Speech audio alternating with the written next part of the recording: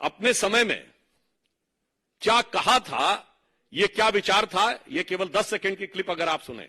Does Mr. Shah know what is happening in the political world? What are the forces at work which want to destroy a developing economy? Is a judge competent to decide that? Then why have democracy? Why have elections? Why have political people in power? ये किसकी आवाज है? श्रीमती इंदिरा गांधी जी की।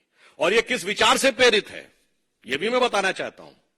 जिसको आप democracy कहते हैं, मैं बताना चाहता हूं, Hitler addressed Reichstag on 26th of April 1942, and Hitler said, I expect the German legal profession to understand that the nation is not there for them, but they are here for the nation. From now onwards, I shall intervene and will remove from the office those judges who evidently do not understand the demand of the hour.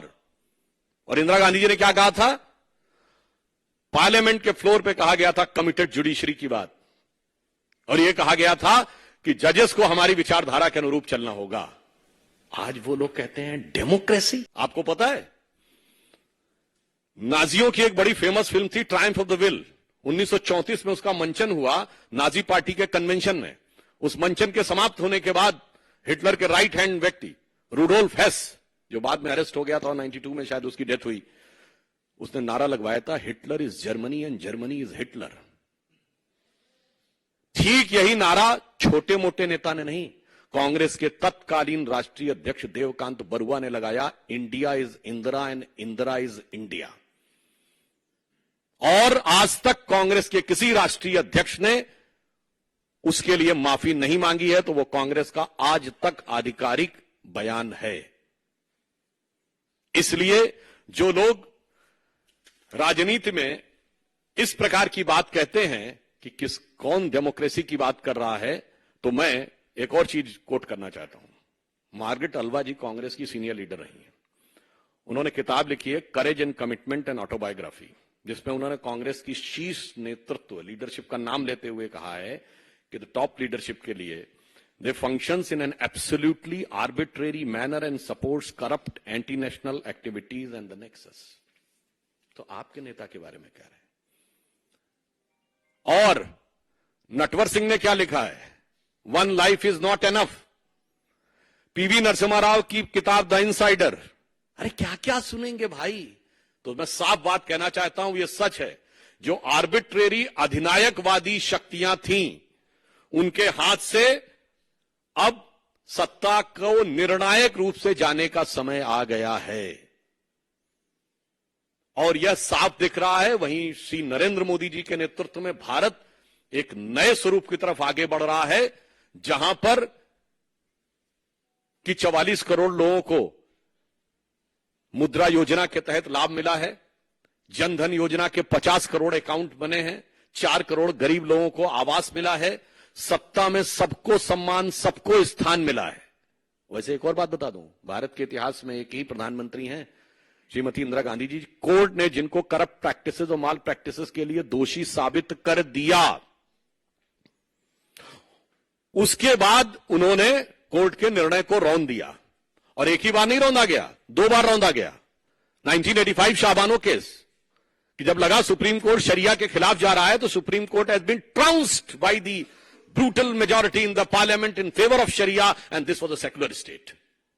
वरना दुनिया में कोई एक secular state का उदाहरण बताएं जहां शरिया सर्वोच्च न्यायालय से ऊपर हो। इसलिए मैं बताना चाहता हूं, और एक और बात बता दूं, इंदिरा जी के खिलाफ जो चुनाव लड़े थे राजनारायण जी, वो संयुक्त सोशलिस्ट पार्टी के थे, संसोपा जिसको कहते थे। वही तो पिछड़े वर्ग के आरक्षण की बात कहती थी, उसके तो खिलाफ खड़े थे। अब आज आप कहते हैं गणना करवाएंगे। जब हाथ में सारी सत्ता थी तब तो कुछ किए नहीं, तब तो सदैव विरोध में रहे, और आज आके कहते गणना करवाएंगे। इसलिए मैं अंत में कहना चाहूंगा कि खड़गे जी ने एक और जो गंभीर बात बोली है, वो मैं सारे करोड़ों देशवासियों से कहूंगा, इसको गंभीरता सोचिए। उन्होंने कहा कि हम गुलाम थे, और कहते हैं कि तुम लोग गुलाम के भी गुलाम थे। ये गुलामी की मानसिकता है। आप कह रहे हैं कि हम दुनिया के एक विचित्र देश बताए जाते हैं कि जो 1000 साल तक गुलाम रहा, फिर भी जो समाज में विकृतियां आई, समस्याएं आई, उसका कारण शासक वर्ग नहीं था, हम थे। ये कौन सी गुलामी की मानसिकता है? भाई आप खुद सोचिए ना, मतलब हम खुद मुख्तार गुलाम थे, मतलब गुलाम भी थे और डिसाइड हम कर रहे थे। जो हमें काट रहे थे, जो हजारों की खोपड़ियों का ढेर बना रहे थे, जो बंगाल फेमाइन में हमको मार रहे थे, वो जिम्मेदार नहीं थे। जो कट रहे थे, मर रहे थे, भूखों मर रहे थे, वो जिम्मेदार थे। 1000 साल में समाज में जो आया, कांग्रेस इस गुलामी की मानसिकता का प्रतिनिधित्व करती है। इसीलिए मैं कहना चाहूंगा कि अब वस्तुस्थिति यह है कि जो हम किसी जमाने में कहते थे ना, उगा सूर्य कैसा कहो मुक्ति का ये उजाला करोड़ों घरों तक न पहुंचा, मोदी जी के आने के बाद उस करोड़ों घरों तक पहुंचा है। अब कांग्रेस की इस गुलामी की मानसिकता के लिए जो अंग्रेजों ने दी थी, वो आज तक उनके दिमाग में है। तो कहना चाहता हूं ना, संयम व्यवस्था न एकात्मता है, भरी है अभी तक मनों में गुलामी। वही राग अंग्रेजियत का पुराना सुनाते बड़े लोग नामी गिरामी।